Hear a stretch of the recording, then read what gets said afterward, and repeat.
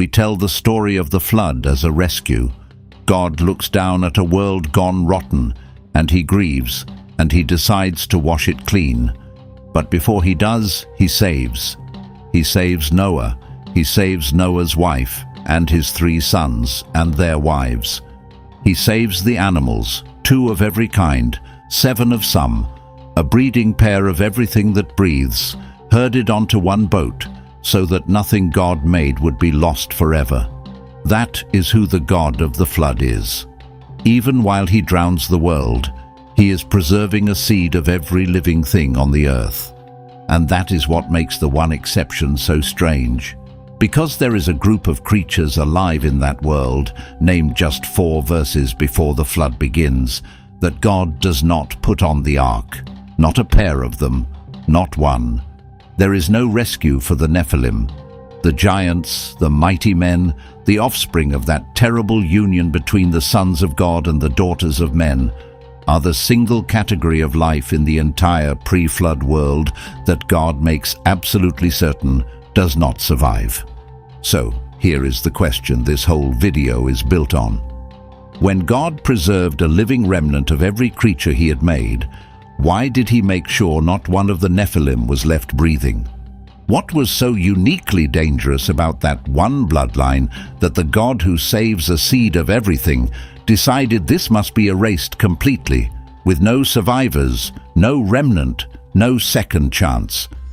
And then there is the detail hiding in the text, the one that should stop you cold, because Genesis says the Nephilim were on the earth in those days, and then it adds 2 more words, and also afterward, after the flood, which means either the purge failed or the war it was fighting never actually ended. Let's get into it. To feel how strange the exception is, you first have to feel how deep the rule goes, because the entire logic of the flood is preservation. God does not simply wipe the slate, he saves a piece of it. And he is almost obsessive about which pieces. Look at how carefully Genesis lays it out. God tells Noah to bring 2 of every kind of animal onto the ark, male and female, to keep them alive with him. And then he adds a strange refinement. Of the clean animals and the birds, take 7 pairs, so that their kind may be kept alive on the face of all the earth. Read that line slowly, because it tells you what the flood is actually for. The goal is not destruction. The goal is that their kind may be kept alive.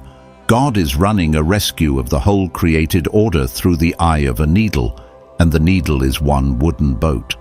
And this is not a one-time habit. This is the deepest pattern in the whole Bible. Over and over, God judges, and over he preserves a remnant. When he destroys Sodom, he pulls Lot and his daughters out first. When Israel is nearly wiped out again and again, a remnant survives, a faithful few carried through the fire. The prophets build entire books around the word, a remnant shall return. When everything else burns, God keeps a seed. He is, at his core, a God who saves survivors. That is his signature. It is written across every catastrophe in Scripture, and he does not just save the good. Notice that. When God spares Lot, Lot is no hero. He is a compromised, hesitating man who has to be dragged out of Sodom by the hand. When God preserves Israel through exile, he preserves a people who earned the exile. The remnant is not a reward for being impressive. It is God refusing to let the story end, refusing to let the line die, reaching into a ruined situation and pulling out a seed to start again, which makes the total absence of any Nephilim remnant even louder. God saves compromised people all the time. He does not save these. So whatever the Nephilim were, they were not merely bad, because God is famous for salvaging the merely bad. They were something the story itself could not carry forward. So hold that up against the Nephilim, and the silence is deafening, because when it comes to them, the God who always keeps a seed keeps nothing. There is no righteous Nephilim pulled out like Lot. There is no faithful remnant of the giants carried through the water like Noah. There is no breeding pair preserved so that their kind may be kept alive. For every other form of life on earth, God builds an exception into the judgment. For this one, the judgment is the whole point. The flood does not merely happen to kill the Nephilim along with everyone else. When you read the 4 verses that come right before God announces the flood, it starts to look like the Nephilim are part of why the flood happens at all. Now, I need to be honest with you about something, because this channel does not do the flattened version. Who exactly the Nephilim were is one of the most argued questions in the entire Bible, and we have taken those 4 verses in Genesis 6 apart word by word before on this channel and laid out the 3 serious readings fairly. The fallen angels, the godly line of Seth, the violent god-kings. I am not going to refight that whole battle today, because today the question is different. Today I am not asking who they were, I am asking why God refused to save them. And to ask that question well, you only need to hold on to the one thing all 3 readings share. And here is that one shared thing, the terrifying core underneath all 3 readings. Whatever the sons of God were, the text says a boundary that was supposed to hold came down. Some line that was never meant to be crossed, between heaven and earth, or between the holy and the corrupt, or between a king and the God he pretended to be, was crossed, and the Nephilim are what came through the gap. They are not just wicked people doing wicked things. Every reading agrees they are the product of a violation. They are what happens when a boundary God built into the world gets broken open. They are contamination with a face. And that changes the entire question, because you do not deal with contamination the way you deal with sin. Sin, God forgives. Sin, God covers. A wicked man can repent and be spared and become a Noah. But a contamination is not something you forgive. It is something you remove. And if the Nephilim were, in some way, the text keeps hinting at but never fully spells out, a corruption of the thing itself, a corruption of humanity at the level of what it was, then saving them would not have been mercy. It would have defeated the entire purpose of the rescue. Think about what the flood is actually doing. Structurally, it is unmaking the world. The waters that God separated on the 2nd day of creation, the waters above and the waters below, come crashing back together. The windows of heaven open, and the fountains of the deep burst up, and the ordered world dissolves back into the watery chaos it was pulled out of at the very beginning. Genesis is describing something far bigger than weather. This is a decreation. God is taking the world all the way back down to its foundations, and then, out of the water, through one family on one boat, he is going to make it again. It is a reboot of creation, a second Genesis. And notice that water becomes God's chosen instrument for this, which is the beginning of a pattern that never stops. When God wants to rescue Moses, he draws him out of a river, and the name Moses even means drawn out of the water. When God wants to rescue an entire nation, he splits a sea and walks them through it on dry ground, while the same water drowns the army chasing them. Over and over, God saves his people by bringing them through water and judges what is hunting them with that same water. The flood is where that pattern is born. The very thing that destroys the corrupted world is the thing that carries the clean line safely across it. Water kills and water saves in one event. Hold on to that, because at the very end of this story, the New Testament is going to reach back and tell you exactly what that water was a picture of all along. And if you are rebooting creation to get a clean world, there is one thing you absolutely cannot carry across into the new one. You cannot bring the very corruption you are flooding the world to escape. You cannot put the contamination on the ark. That is why there is no Nephilim on the boat. Not because God ran out of room, because the whole boat exists to get away from them. But that raises a harder question, and it is the one we have to answer next. If the Nephilim were the thing God was flooding the world to remove, then what exactly had they corrupted? What was so precious, so central to God's entire plan, that its contamination was worth drowning the world to protect? The answer is hidden in a single strange phrase used to describe Noah, and once you see it, you cannot unsee it. Genesis gives Noah a resume in one verse, and every English translation makes it sound simple. Noah was a righteous man, blameless in his generation, and he walked with God. We read that, and we hear a compliment. Good guy, faithful, walked with God, move on to the boat. But two of those words, in the Hebrew, are doing something much stranger than a compliment, and they point straight at why the flood had to happen. Start with the word blameless. In Hebrew, it is tamim. And yes, it can mean morally upright, complete, having integrity. But tamim is not mainly a moral word.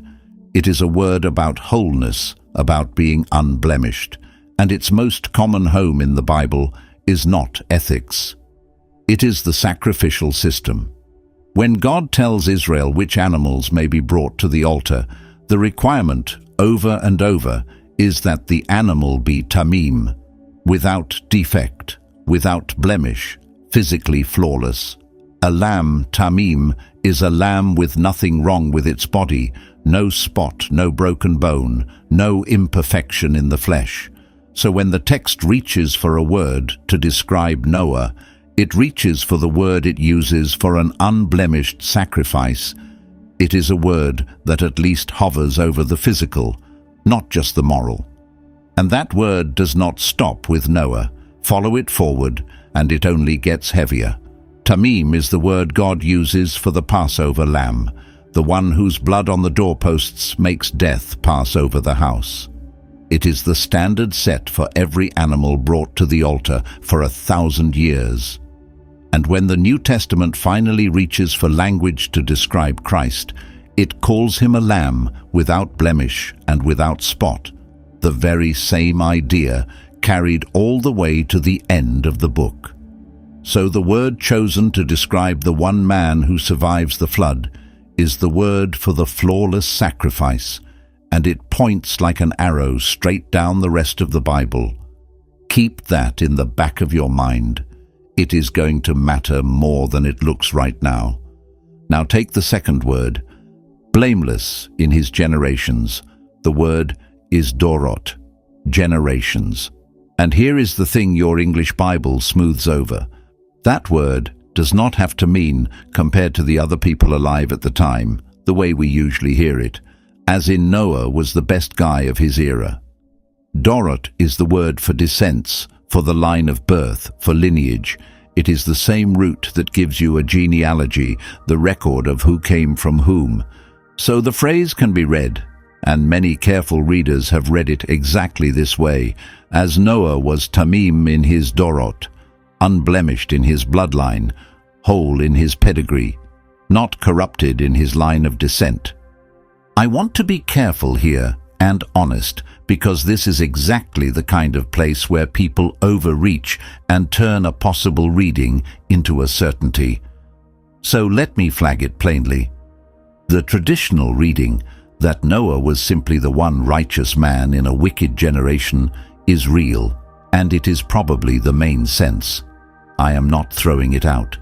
But sitting right alongside it, in the actual words on the page, is this second, colder possibility, that when God went looking for someone to carry humanity across the flood, he was not only looking for a good man, he was looking for a whole one, an unblemished one, a man whose bloodline had not been touched by whatever the sons of God did to the daughters of men. And in the entire corrupted earth, the text says, he found exactly one. And suddenly, the numbers in the story get frightening, because if that reading is even partly right, then look at how close it came. The whole earth is described as corrupted. The text says, all flesh had corrupted its way upon the earth. All flesh. And out of all of it, God finds one man who is still tamim, still whole, still uncontaminated in his line. One, Not a nation, not a city, not a faithful village hiding in the hills. One man and the family directly attached to him. That is how far the corruption had spread. It had reached almost every bloodline on the planet, and there was one clean thread left, and it was fraying. And now put the Nephilim back into the picture, and the flood stops looking like an overreaction and starts looking like an emergency. Because if the Nephilim are the visible result of that corruption, the giant, renowned, terrifying evidence that the human bloodline is being overwritten, then every year they exist and multiply, and father more of their kind, the clean thread gets thinner. The corruption keeps spreading. It does not hold still. The sons of God took wives, plural, any they chose. The Nephilim are called mighty men, men of renown, which means they are admired, imitated, wanted. Their bloodline is winning, and God's clean line, the one uncorrupted man, is almost the last of his kind. So the flood is not God losing his temper at a wicked world, although the wickedness is real, and the text names it plainly. The violence, the inclination of the human heart being only evil continually, all of that is there, and it matters. But underneath the moral catastrophe, there may be a biological one, a rescue operation running out of time, and the thing being rescued is not first of all a good man. It is a clean line, a bloodline that still runs unbroken all the way back to the beginning, and that God needs to run unbroken all the way forward, because he made a promise at the very start of the human story that depends on that line surviving. And that is the hinge of this entire video. Because to understand why God would drown a world to protect one bloodline, you have to know what that bloodline was carrying. You have to go back before the flood, before the Nephilim, all the way back to the garden, to the first promise God ever made about how this whole story ends. It was a promise about a descendant, a specific child, born down a specific line, who would one day undo everything that went wrong. And if you wanted to stop that child from ever being born, there is exactly one way to do it. You poison the line he has to come through. Go back to the very first pages of the Bible, to the moment right after the fall, when God is handing down the consequences.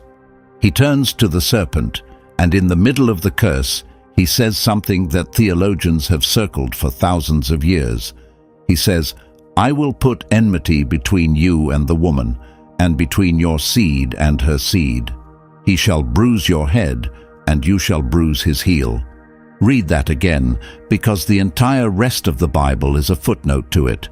God announces a war, not between people and snakes, between two seeds, two lines of descent, the seed of the serpent and the seed of the woman. And he promises that one day a descendant of the woman, a specific offspring coming down through human history, will crush the serpent's head, will end the whole rebellion. It costs him, the serpent strikes his heel, but he wins. From the 3rd chapter of the Bible onward, there is a target on one bloodline, because somewhere down that line of the woman's seed, the one who ends the war is going to be born. And once you see that, you understand what the enemy's move has to be. If you cannot beat the promise head-on, you corrupt the delivery system. You do not have to kill the woman's seed if you can make sure he is never cleanly born at all. You get into the bloodline, you contaminate the human line itself so thoroughly, so completely, that there is no uncorrupted woman's seed left for the promised one to come through. And now, look back at Genesis 6 with that in your mind. The sons of God, whatever they are, going into the daughters of men, corrupting flesh, overwriting the human line, producing a bloodline that is winning while the clean line dwindles down to one man. Read as an attack on the promise, it is the most logical assault imaginable. It is a strike aimed not at humanity's behavior, but at humanity's bloodline, at the one thing the whole plan of rescue depends on. And I will say again, plainly, because it matters, this is a reading, not a proof. Genesis does not spell out a cosmic conspiracy in so many words. It never says the sons of God were trying to abort the Messiah. But feel how the pieces lock together, because the text lays them right next to each other and lets you notice. A promise about a bloodline in chapter 3, a corruption of the bloodline in chapter 6, and one uncorrupted man, Tamim in his generations, found just in time. The Bible puts those 3 stones in a row. It is very hard, once you see them, to believe they are unrelated. And notice how the Bible behaves around that line, because it gives the game away. Genesis is, on the surface, a strange book to read, because it keeps stopping the action to recite genealogies, long lists of who fathered whom, name after name, that most people skip. But those lists are not filler. They are the Bible tracking the bloodline, link by link, guarding the chain of descent from Adam to Seth to Noah and onward, as if the single most important thing it can do is prove the line never broke. A book obsessed with protecting a bloodline is exactly what you would expect if a promise about a bloodline were the spine of the whole story. The genealogies are the security footage on the one thing that could not be allowed to fail. And here is the payoff on that, sitting in the New Testament where almost nobody looks for it. When the Gospel of Luke wants to tell you who Jesus is, it gives a genealogy too, and it runs the opposite direction from the one in Genesis. It starts at Jesus and walks backward, name after name, up through David, up through the patriarchs, and it does not stop until it has gone all the way back through one specific man, the son of Shem, Luke writes, the son of Noah, and then further still back to Seth, to Adam, to God. Read that slowly. The line Luke traces to reach Jesus runs directly through Noah, which means the bloodline God carried through the flood on that one boat is the exact bloodline the New Testament follows, all the way down to the manger. The thing the Nephilim were corrupting, the thing the ark was protecting, is the thing that finally arrives, thousands of years later, as a baby in Bethlehem. The flood was guarding a genealogy that ends in a name you already know. So now, finally, the question we opened with has an answer, and it is not a comfortable one. Why did God refuse to save the Nephilim? Why no ark, no pair, no remnant, when he preserved a seed of everything else? Because the Nephilim were the attack. They were the contamination the entire flood existed to remove. Saving even one of them would have carried the poison across the water into the new world and defeated the whole purpose of the rescue. You do not evacuate the disease along with the patient. You do not load the fire onto the lifeboat you built to escape the fire. The God who saves a remnant of every living thing could not save the one thing that was trying to end every living thing's only hope. Mercy toward the Nephilim would have been cruelty toward everyone the promise was meant to save, including you. And I do not say that last part lightly, because this is the moment this old story reaches out of the past and grabs the person watching. If that reading is right, then the reason there is a Bible in your hands at all, the reason the promised one could eventually be born, the reason the whole story has an ending instead of just drowning in the 6th chapter of Genesis, is that God protected one fragile bloodline through one terrible night of judgment. The flood is dark. Do not let anyone tell you it is not. But it is the darkness of a surgeon cutting to save the body, not the darkness of a tyrant destroying for pleasure. Every person who has ever hoped that the story of the world bends toward rescue is standing on the far side of that flood, because the line survived. Quick pause here, right at the center of the story, because this is exactly the moment for it. If you would rather know what these ancient texts actually say, and where the readings honestly diverge, than repeat the smoothed-over version from the picture books, then you already belong here. That is the entire reason this channel exists. Every week I take one story people are sure they already understand, and we go back to the original words and the oldest sources to find what is really on the page, even when what is really there is stranger and heavier than the version we were handed. Subscribing genuinely helps these deeper readings reach the people who have only ever heard the flattened one. And stay right here, because we are about to walk into the part of this story that should honestly unsettle you.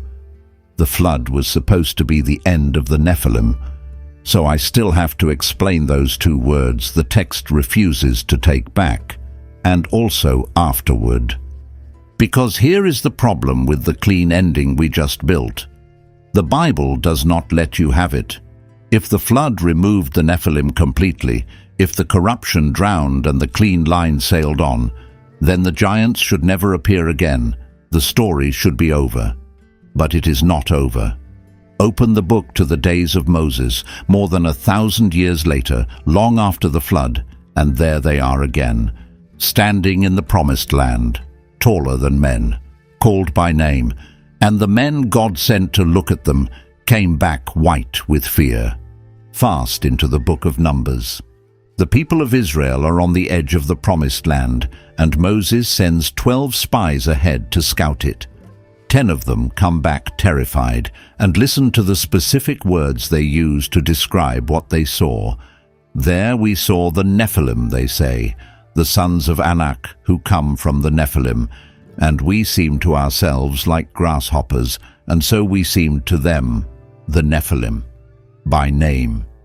The exact same word from Genesis 6, spoken again more than 1,000 years after the flood was supposed to have wiped them out. The spies are looking at the descendants of Anak, the Anakim, a people so tall and so feared that grown warriors describe themselves as insects by comparison, and they call them what they are, Nephilim, which means the text has just done something that should stop you cold. It flooded the world to remove these beings, and then, on the far side of the flood, it shows them to you again, alive, thriving, and blocking the promised land. And it is not a one-off.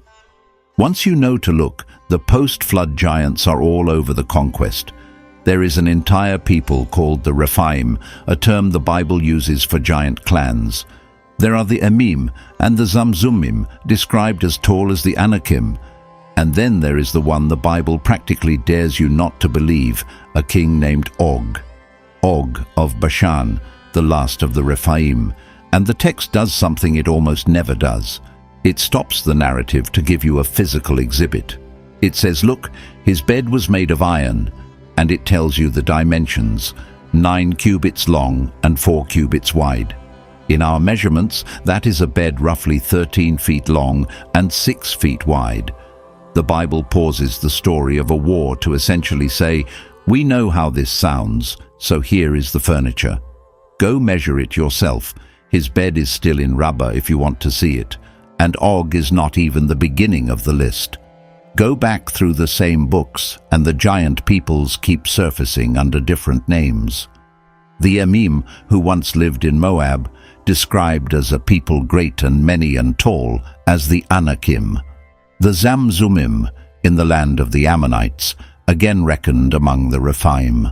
There is even a valley just outside Jerusalem the Bible simply calls the Valley of the Rephaim, the Valley of the Giants, as if everyone already knew why. And the Anakim themselves have a genealogy.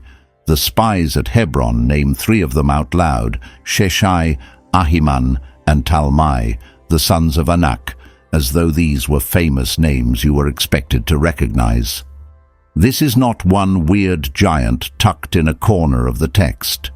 It is a recurring named mapped presence, stretched across the whole conquest, and the writers keep flagging it, over and over, like a warning light that will not turn off. And then, centuries after that, one more time, in the most famous version of all, a boy from Bethlehem walks into a valley to face a champion from the city of Gath, a man the text measures at 6 cubits and a span, which lands somewhere around 9 feet tall, or a bit under, depending on which ancient manuscript you trust. His name is Goliath, and Goliath, it turns out, is not alone. A few chapters later, the Bible lists his relatives, 4 more warriors, described as descendants of the giant, the Rapha, in Gath. One of them has 6 fingers on each hand and 6 toes on each foot, 24 in all. Another is Goliath's own brother. These are not random big men scattered through history. The Bible keeps grouping them, naming their clans, tracing them back to a source, and the source it keeps circling is the same one from before the flood. So the 2 words in Genesis were not a slip. And also afterward. The Bible meant it. The giants come back, which forces the question that this whole section is really about. If the flood was supposed to end them, how are they here after the flood? And there are 3 serious answers, and I am going to give you all 3 honestly, because no one of them is certain, and the text leaves the door open. The first answer is the simplest and the most chilling. It happened again. If the corruption in Genesis 6 was a boundary being crossed, a rebellion of spiritual powers reaching into the human line, then there is no reason it could only happen once. The flood removed the first generation of Nephilim, but whatever opened the door the first time could open it a second time after the water receded, in a new world with new people. On this reading, the giants of the conquest are not survivors of the old corruption. They are a fresh outbreak of the same disease. The war did not end. It just moved to a new battlefield. The second answer is the one hiding in the passenger list of the ark. Because think about who was actually on that boat: Noah and his wife and his 3 sons and their 3 wives. 8 people. And Genesis is very careful to tell us Noah was Tamim in his line. But it says nothing of the kind about the wives, nothing about the pedigree of the women who married into the family, or about what those bloodlines carried. And it is no accident that the giant clans, after the flood cluster in one specific branch of the family, the Anakim, the Canaanites, the peoples of the giant, all trace back through Ham, Noah's son, and specifically through Canaan. Some readers see the corruption riding across the flood inside the ark itself, carried in a bloodline that was on the boat but was never called clean. The very thing the flood was meant to escape may have sailed through it, quietly, in the family. And the third answer is the sober one, the one that keeps the ground under our feet. It says the word is being reused, that after the flood, Nephilim and Rephaim became general terms for unusually large and fearsome peoples, the way we might loosely call any towering man a giant, without claiming he descends from a specific ancient bloodline. On this reading, the Anakim really were remarkably tall and genuinely terrifying, and the biblical writers reached for the old loaded word to describe them because it carried all that dread, without necessarily meaning they were literal genetic descendants of the pre-flood Nephilim. I am not going to pretend one of these is proven. Careful, faithful readers land in all 3. But notice what every one of them shares, because that shared thing is the point. Whether the giants came back by a new incursion, or through the ark, or only in the reuse of a haunted word, the Bible is telling you the same unmistakable thing. The problem the flood was meant to solve did not stay solved. The purge in Genesis was not the end of the war. It was one battle in a war that runs straight through the rest of the Old Testament, and that changes how you read everything that comes next. Because if the giants are back in the Promised Land, then Israel is about to be handed a command that has horrified readers for centuries. And it might just be the second half of the flood. Here is one of the hardest things in the Bible, and I'm not going to soften it, because you have probably wondered about it, and you deserve a real answer instead of a dodge. When Israel enters the Promised Land, God commands them, in certain specific places, to practice what the Hebrew calls herem, total destruction. Devote the city to complete destruction, he says. Leave nothing alive that breathes. Men, women, and children. It is one of the passages people point to when they say the God of the Old Testament is a monster. And I want to take that seriously, not wave it away. But watch where this command actually lands, because the geography is not random. The total destruction command is aimed most intensely at exactly the regions the Bible has just finished telling you are full of giants. Hebron, the city of Anak and his sons, the home of the Anakim. Bashan, the kingdom of Og, last of the Rephaim. The land of the peoples, the spies said, made them feel like grasshoppers. The harem is not a blanket policy against everyone Israel ever meets. Israel is told to make peace with distant cities, to spare, to negotiate. The absolute no survivors command clusters over the giant clans and the peoples entangled with them. And once you have seen the flood, that pattern should look extremely familiar, because it is the same command: no remnant, no breeding pair, no survivors of that specific bloodline carried forward. In the flood, God used water to remove a corruption that threatened the promised line, and he made sure not one of them was left. In the conquest, God uses Israel's armies to remove the same kind of corruption from the same promised land, and again the command is total. Again, no remnant of that line survives. The flood and the conquest are not two unrelated horrors. They are two movements of one long war. The war announced back in the garden between the seed of the serpent and the seed of the woman. And the seed of the woman is now a nation, standing in the land, being told to finish clearing out what the flood did not. And there is one more piece that keeps this from being what critics fear it is: a divine order for simple ethnic slaughter. Because when God first told Abraham his descendants would one day take this land, he added a strange delay. "Not yet," he said.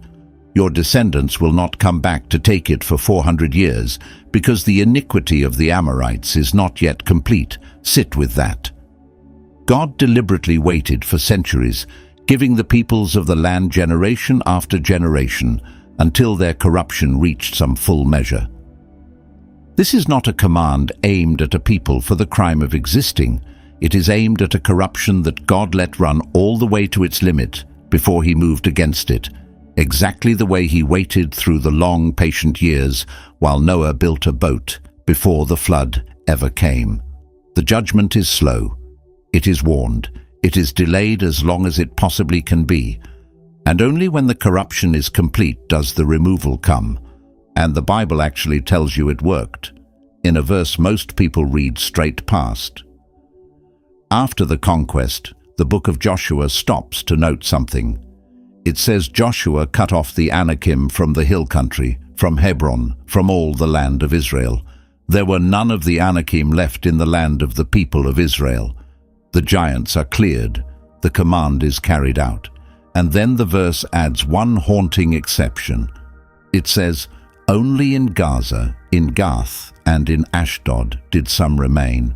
Only in 3 Philistine cities. And one of those 3 cities is Gath. Gath.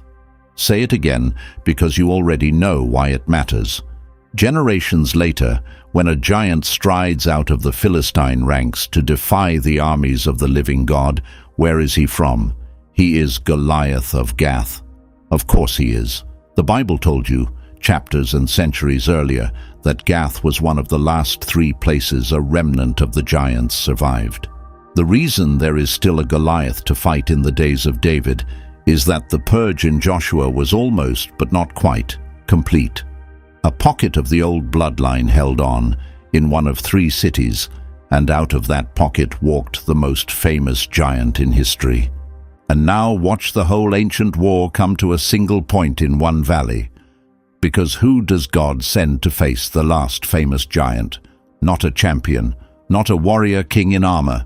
He sends a boy from Bethlehem, a shepherd, the youngest of 8 sons, from the tribe of Judah. And if you know where this line is going, the hair on your neck should be standing up, because Bethlehem and the tribe of Judah and the house of this exact boy is the bloodline. This is David, and the promise made to David that a descendant of his would reign forever is the same promise that runs down to a child born in that same town of Bethlehem 1,000 years later. The seed of the woman, the one who crushes the serpent's head. And how does the seed of the woman defeat the seed of the giant? He bruises his head. Read the account and feel it land. David takes a stone and he slings it, and it strikes Goliath in the forehead, and the giant falls face down to the earth. A blow to the head, the exact language of the promise in the garden. He shall bruise your head. The boy from the promised bloodline drops the last famous son of the corrupted bloodline with a strike to the skull, and then takes the giant's own sword and removes his head entirely. That is not a coincidence of imagery. That is the oldest promise in the Bible, acted out in a valley, a preview in miniature of how the whole war finally ends. The corrupted line rises up again and again, giant after giant, to stop the promised seed. And the promised seed keeps striking it down. Flood, conquest, a stone to the forehead, each one the same war, moving toward its end. And here is the part people forget, because the story of the shepherd and the giant feels like an ending. It was not.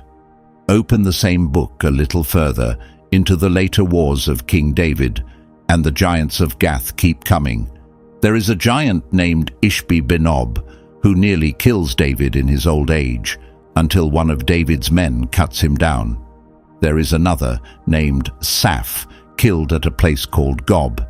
There is the brother of Goliath, struck down by a man named Elhanan. And there is one last enormous man with 6 fingers on every hand and 6 toes on every foot, who defies Israel and is killed by David's own nephew. And the text closes the list with a single haunting line. These 4 were descended from the giants in Gath, and they fell by the hand of David and his servants. 4 more. Even after Goliath, the corrupted line kept standing up, champion after champion, and David's men had to keep cutting it back down. The war the flood started did not end at one valley. It ground on, body by body, until the line of the giant was finally spent. So the flood refused to save the Nephilim, and the conquest refused to spare the Anakim, and a shepherd refused to run from Goliath, all for one unbroken reason. The line had to survive so the promise could be kept. But there is one more thread we have not followed, and it is the strangest and most haunting of all, because killing a Nephilim removes the body. It does not obviously remove whatever was inside it. And the Bible, along with the oldest books written around it, has an unsettling suggestion about where the spirits of the drowned giants actually went. Start with something hiding in plain sight, in the very name of the giant clans. Those post-flood giants were called the Rephaim. And Rephaim is a strange, double-edged word, because the Hebrew Bible uses it 2 completely different ways. In some places, it means exactly what we have been describing, the towering warrior peoples of the land, the clans of Og and of Anak. But in other places, in Isaiah, in the Psalms, in Proverbs, that very same word, Rephaim means something else entirely. It means the dead, the shades, the spirits of those who have died and gone down to the grave, the faint, powerless ghosts of Sheol. One word carrying both meanings at once, the giants and the dead. And once you notice that, the question we ended on gets much colder, because if the word for these beings is also the Bible's word for restless spirits of the dead, then the text may be quietly telling you that killing a Nephilim did not simply end it. It sent it somewhere. It turned a giant into a shade. The New Testament does something surprising with the sons of God from Genesis 6. It does not treat them as a myth. It treats them as prisoners. The Apostle Peter writes that God did not spare the angels when they sinned, but cast them down and committed them to chains of gloomy darkness. to be kept until the judgment. And Jude, a few pages later, says almost the same thing. The angels who did not stay within their own position of authority, but left their proper dwelling, God has kept in eternal chains under gloomy darkness until the great day. Two writers describing angelic beings who crossed a boundary they were never meant to cross and who are now imprisoned in the dark, waiting. And both of them place that imprisonment right next to the flood. Peter, in the very same passage, goes straight from the chained angels to Noah and the ark and the ancient world that God did not spare. He is reading Genesis 6 the way the oldest readers did, as the story of powers who broke into the human line and were judged for it. So the sons of God, in the New Testament's telling, are not free. They were removed from the board, chained, held for a reckoning that has not yet come. But that only accounts for the fathers. It does not answer the question about the children. What happened to the spirits of the Nephilim themselves, the giants who drowned? Their bodies went under the water. But the ancient world had a deeply unsettling answer about what did not. And here I have to be careful, because this next piece is not from Genesis. It is from the book of Enoch, that ancient text we have covered before, the one widely read in Jesus' own day, and even quoted by name in the letter of Jude. So I am giving it to you as what the old book claims, not as the plain teaching of Scripture, but it is worth hearing because of what it lines up with. The book of Enoch says that when the giants died, their bodies perished, but their spirits did not. It says the spirits that came out of the bodies of the Nephilim became evil spirits on the earth, homeless, bodiless, roaming, looking for somewhere to dwell, tormenting and afflicting the living until the day of judgment. In other words, the flood killed the giants, but not the thing that had animated them. Their spirits were left wandering the earth, disembodied, restless, seeking a body to enter. Now sit with why that is haunting, whatever you make of the book of Enoch, because when you open the Gospels and Jesus begins his ministry, what is the single most common supernatural encounter he has? Not with fallen angels descending from the sky, with unclean spirits, bodiless things, roaming, that have taken up residence inside human beings, that torment their hosts, and that beg, over and over, not to be sent away, not to be sent into the abyss, not to be left with nowhere to go. Spirits desperate for a body to occupy. That is the exact profile the old book gave for what came out of the drowned giants. I am not going to tell you the New Testament confirms the book of Enoch. It does not say so. But the shape of the thing Jesus keeps casting out looks unnervingly like the thing Genesis drowned, and the resemblance gets sharper the closer you look. Because Jesus describes exactly how these spirits behave, and it matches the old picture almost word for word.